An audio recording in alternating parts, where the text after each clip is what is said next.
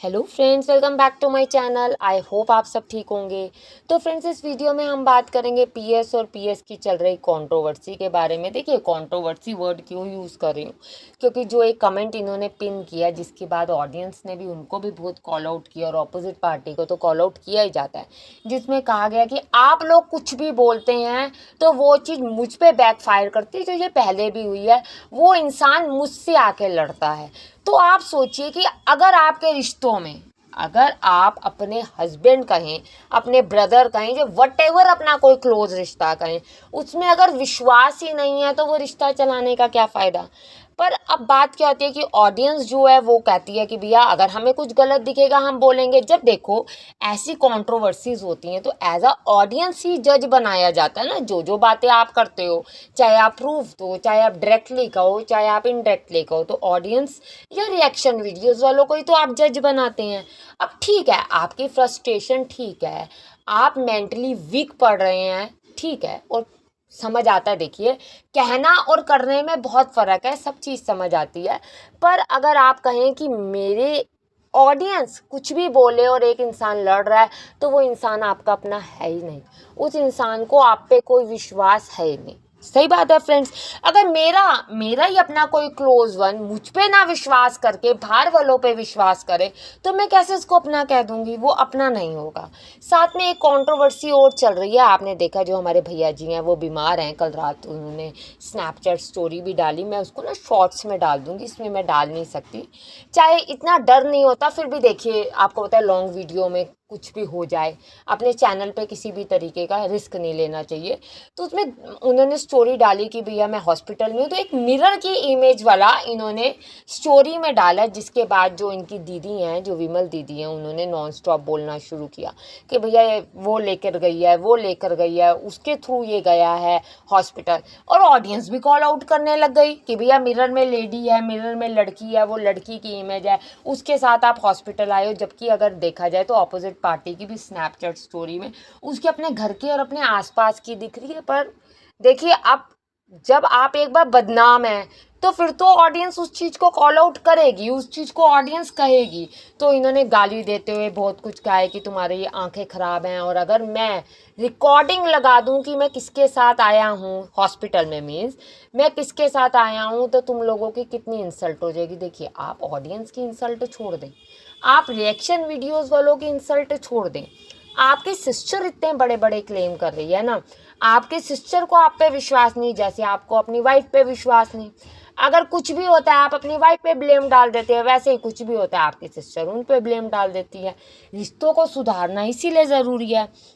इसी तरह देखो, जो हाफ इंजीनियर की जो वाइफ है, उन्होंने व्लॉग डाला, जिसके मतलब Q&A डाला, जिसके अंदर उन्होंने अपने मतलब अपने और पीएस के रिलेशंस बताए, फ्रेंडशिप बताई कि कब स्टार्ट हुई, मुझे कौन सही लगा। जबकि उनसे एक चीज़ पूछी गई कि भाई चीटिंग से रिलेटेड, तो उन्होंने कहा नहीं, चीटिंग तो मैं नहीं समझती, मेरी आंखों के आगे चीटिंग तो नहीं आई, पर हाँ, विश्वास जो है रिश्ते में होना चाहिए। और मैं भी यही कहती हूँ कि रिश्ते में विश्वास नहीं तो आप रिश्ता चला किस ले रहे हो। ये पीएस ने आज भी अपनी बेबसी दिखाई कि भैया मैं प्रिंसेस ट्रीटमेंट की उम्मीद कर रही थी, मुझे ऑब्वियस सी बात है, कोई भी वाइफ होएगी वो अपने हस्बैंड से प्रिंसेस ट्रीटमेंट चाहेगी।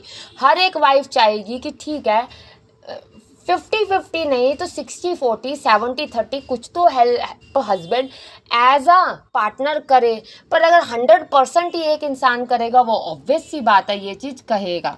पर जब ये चीज़ कहेगा तो ऑडियंस तो देखिए सुन रही है, और ऑडियंस सुनने के बाद कॉल आउट भी करेगी। इसी तरह से जो हाफ इंजीनियर और उनकी जो वाइफ है, उनके रिलेशन को लोग बहुत पसंद करते हैं कि कितने ये दोनों जो हैं एक दूसरे की हेल्प करते हैं, कितने मतलब जो ये हैं इनका रिलेशनशिप कितना स्ट्रॉन्ग है।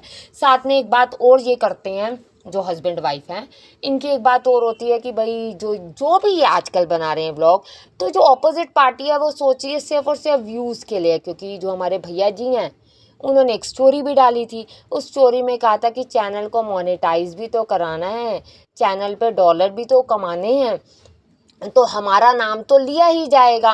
तो देखो, आप आ जाके उड़ता तीर अपने पे मत लो, आप अपने रिश्तों को सुधारो कि कोई बोले ही ना, किसी को बोलने का मौका ही ना मिले। अब आपकी सिस्टर बोल रही है, ठीक है, आपकी सिस्टर ने इससे पहले भी बोला, आपकी सिस्टर अब भी बोल रही है, आपकी सिस्टर इसके बाद भी बोलेगी। आपने देखा वो डिफेंडर वाली गाड़ी के लिए भी इनकी सिस्टर बातें कर रही थी। तो अब आपकी रियल सिस्टर कह रही है ना, हमसे ज़्यादा तो वो लोग जानते हैं या आप खुद जानते हो। तो इससे बढ़िया ये है कि अगर आप अपने रिश्ते ना सुधारो, आप अपनी वाइफ पे हर चीज़ पे ब्लेम करो, अगर आप अपने बेटे से दूर जाओ या किसी और को इम्पोर्टेंस दो, जैसे बर्थडे का या आप इंसिडेंट ले लो। अब आज जो है बज्जू भैया अकेले हैं, बज्जू भैया के अकेले होने की वजह ये है कि बज्जू भैया ने किसी को अपने को पास आने ही नहीं दिया। आप देखो, जब इनकी मदर बीमार थी तो कौन लेके गया, पीएस लेके गई। जब इनकी सिस्टर्स दोनों बीमार थी तो कौन लेके गया, पीएस लेके गई। अभी बेटा बीमार चल रहा था तो कौन कर रहा था, पीएस ही कर रही थी। और पीएस कहती है मैं बीमार हो जाऊंगी तो कौन करेगा। मैं तो ये चीज़ सोचती हूँ कि मैं तो सबका कर देती हूँ, पर मुझे ये है कि मेरी बीमारी में कौन आगे आएगा। तो भैया जी को इन सब चीज़ों को छोड़ देना चाहिए। थोड़ी सी दोस्ती के चक्कर में, थोड़ी सी बिजनेस पार्टनरशिप के चक्कर में आप अगर अपने रिश्ते ही गवा बैठे, तो मेरा मानना है कि ऐसे बिजनेस पार्टनर, ऐसी फ्रेंडशिप और ऐसा नाम और ऐसा पैसा किसी काम का नहीं। और दूसरी चीज़, मैं पीएस को भी इस चीज़ में कहना चाहूँगी कि पीएस जो है वो अगर इस डर से कह रही है कि भैया हर चीज़ का ब्लेम, क्योंकि इससे पहले भी बात हुई है, इससे पहले भी पीएस ने कहा है बच्चों के लिए कुछ ना कहो, आप कुछ भी कहते हो मुझ पे नाम आता है। भैया आप जो ऑन कैमरा दिखा रहे हो, आप तो कह ही नहीं रहे कि कोई गलत है। आप तो जो दिखा रहे हो, आप अपना दुख दिखा रहे हो, अपना दर्द दिखा रहे हो, जो आप अकेले जा रहे हो वो दिखा रहे हो, जो अपने बेटे के साथ लाइफ स्ट्रगल कर रहे हो। क्योंकि डेली व्लॉगर्स हैं, ये चीज़ें तो डेली व्लॉगर्स दिखाएंगे। तो ऑडियंस पागल थोड़ी है, ऑडियंस उस चीज़ को समझ के कर रही है। हाँ, थर्ड पार्टी का तो देखो नुकसान होगा ही होगा।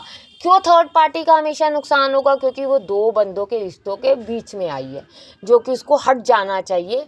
आगे देखिए, हमारे भज्जू भैया तो बहुत ज़्यादा समझदार है, ऑडियंस को मिनटों में गाली दे ही देते हैं, ऑडियंस को कॉल आउट कर ही देते हैं। या जो फ्रेंड्स कहें या वट एवर कोई भी व्लॉगर कहें, जो कि अगर कोई इनडायरेक्ट वे में भी बात कर रहा हो या रिश्तों का कोई ज्ञान भी दे रहा हो, तो हमारे भज्जू भैया वहाँ तुरंत पहुँच जाते हैं और तुरंत पहुँच के ये बातें करने लग जाते हैं कि भैया हम मेरे नाम पे फेम ले रहे हो। क्योंकि इनका स्टार्टिंग से आप देखिए फ्रेंड्स, कंट्रोवर्सी के स्टार्टिंग से ये चीज़ चल रही है कि हमारे नाम पे फेम लिया जा रहा है, हमारे नाम पे कंट्रोवर्सी की जा रही है, हमारे नाम पे सब कुछ किया जा रहा है।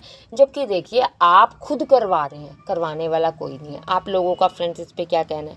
और चैनल को सब्सक्राइब ज़रूर करें। मैं बीच में एक बार ये कह दूँ, मैं बोलना भूल गई आपको, आप वीडियो देखते हैं सब्सक्राइब करना भूल जाते हैं। सपोर्ट नहीं करेंगे तो चैनल चलेगा नहीं, चैनल नहीं चलेगा तो जो मैं बोल रही हूँ वो आवाज़ मेरी वहीं दब के रह जाएगी। कोई दबाए ना दबाए, मेरी जो है ऑटोमेटिकली बात रुक जाएगी। तो प्लीज़ चैनल को सब्सक्राइब करें। साथ में आपका इस कंट्रोवर्सी पे क्या कहना है? आपको जो इमेज देख रही हो, आपको उसमें वो कौन लग रहा है? क्योंकि मुझे तो जहाँ तक है वो दीदी जी नहीं लग रही हैं, पर हो सकता है कि विमल दीदी ने इतना बड़ा पॉइंट उठाया उसके बाद तो अपने रिश्तों को पहले संभालें। तो वीडियो को लाइक, चैनल को सब्सक्राइब करें। Thank you.